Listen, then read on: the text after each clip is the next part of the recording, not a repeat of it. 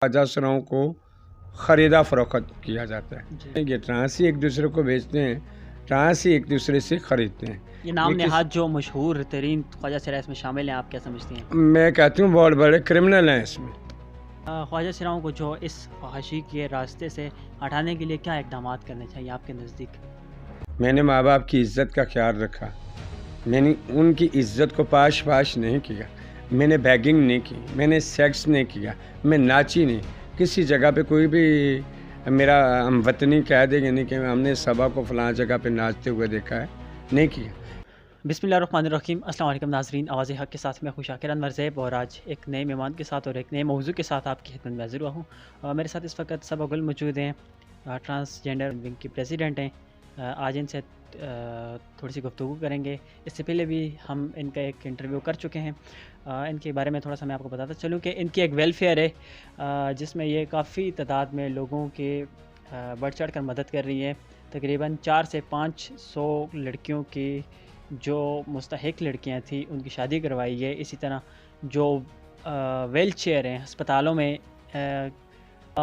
आज जिस मौजू पे मैं इनके साथ गुफ्तगू करूँगा वो ये है कि ख्वाजा सराओं को ख़रीदा और बेचा जा रहा है।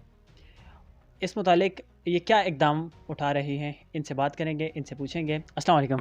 वालेकुम सलाम। कैसी हैं आप? ठीक है अल्हम्दुलिल्लाह, मैं ठीक ठाक हूँ। मुझे सब जी ये बताइएगा कि ख्वाजा सरा जो फ़रोख्त हो रहे हैं, जो ख़रीद व फ़रोख्त अभी जारी अरूज पर है, तो इसके लिए क्या इक़दाम उठा रही हैं आप? बिस्मिल्लाहिर्रहमानिर्रहीम।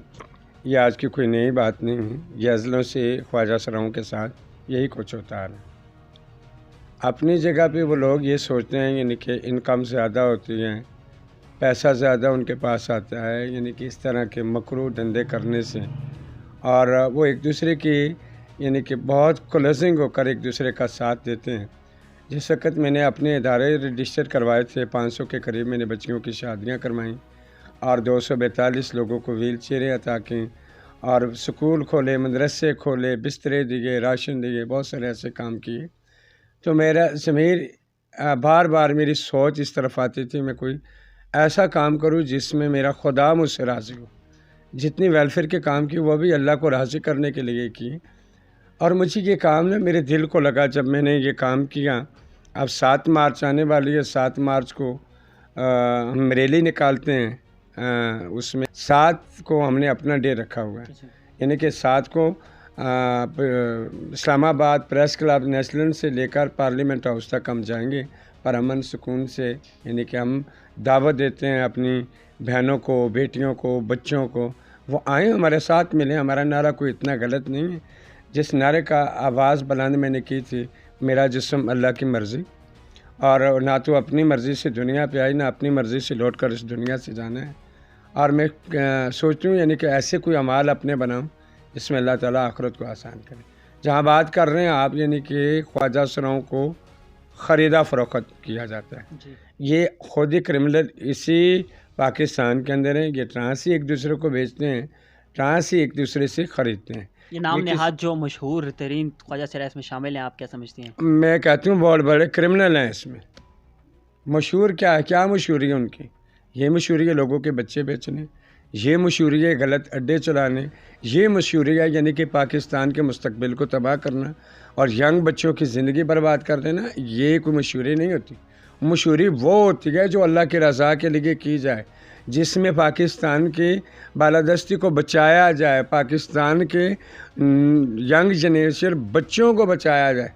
खुदा न खास्ता यानी कि जिस तरीके से अड्डे खुल चुके हैं, जिस तरीके से ये गंदगी ज़्यादा अरूज पे जाने लगी हैं, अगर कोई भी अगर वो HIV का मरीज़ होता है या कोई औरत होती है, तो ये एक तो गुनाह है, ज़ना और गुनाह बराबर की ये चीज़ बोली जाती है।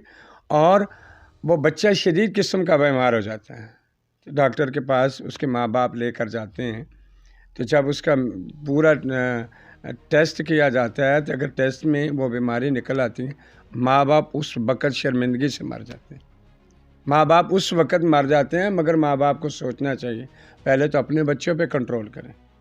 अगर वो कहीं किसी के आगे जॉब कर रहे हैं, रात को नाइट को लेट आ रहे हैं घर, तो माँ बाप अपने बच्चे से क्यों नहीं पूछते کئی نائٹیں وہ باہر گزارتا ہے، یعنی کہ اپنے بچے سے وہ کیوں نہیں پوچھتے بیٹا کہاں تھے، کدھر گئے تھے، اس کا پیچھا کرتے ہیں، ذمہ داری اپنی کو سر انجام دیتے. پھر بات وہی میں کرتی ہوں، میں گناہ ہوں، میرا گناہ گار کون ہے، جواب دیں. جواب اس ماں باپ کو میں دے رہی ہوں، کیونکہ گناہ گار بھی میں ہوں، جواب بھی میں دے رہی ہوں. ان کو خواجہ سراؤں کو جو اس فحاشی کے راستے سے ہٹانے کے لیے کیا اقدامات کرنے چاہیے آپ کے نزدیک؟ کیا ایسا کام کرنا چاہیے جو اس طرح کا جو فحاشی ہے اس سے دور رہیں؟ یہ تو ناممکن ہے ان کو دور کرنا اس چیز سے یا اس رستے سے ہٹانا. پہلے تو میں حکومت وقت سے یہ ریکویسٹ کرتی ہوں، ان کے راشن کے لیے، ان کے کپڑا جوتی کے لیے، ان کے مکان کے لیے، ان کی انکم جو روزانہ کے آتی ہے اس کے تیسرا حصہ بھی دے دیں، یعنی کہ یہ لوگ سکل کی طرف آئیں، پڑھائی کی طرف آئیں، تعلیم کی طرف آئیں. ان کے تھوڑے ذہن چینج کرنا چاہیے. اگر یہ نہیں سیٹ مار رہے تو ہمیں پبلک سٹی کرنی چاہیے. ہم مردوں کو روکنا چاہیے، ان مردوں کو جن مردوں کو اپنی زندگی سے پیار نہیں. اگر وہ پیار ہوتا، کسی کے ماتھے پہ نہیں لکھا ہوگا، کوئی تھرمامیٹر مرد نہیں ہوتا وہ چیک کرتا ہے یعنی کہ اس کے اندر یہ بیماری ہے یا نہیں. میں یہ بھی نہیں کہتی یعنی کہ یہ تمام HIV ایڈس کی بیماریاں صرف ٹرانس میں ہیں، کئی عورتوں میں بھی ہیں جو دھندا کرتی ہیں، ان کے اندر بھی یہ بیماریاں ہیں، جو غلط سوسائٹی میں چلتی ہیں ان کے اندر بھی ہیں. اب ایک ہی چیز میں کہنا چاہتی ہوں، گورنمنٹ آف پاکستان، ہمارے FIA کی ایجنسیاں، تمام ادارے جو قوانین ہمارے پاکستان میں بن چکے ہیں وہ اس میں بھرپور طریقے سے کام کریں، انکوائریاں کریں اور ان پہ توجہ دیں. توجہ کس طریقے سے دی جاتی ہے، جہاں کوئی کرمنل کام ہوتا ہے اس کا پیچھا کریں. سب سے پہلے گروؤں کو رجسٹر کریں.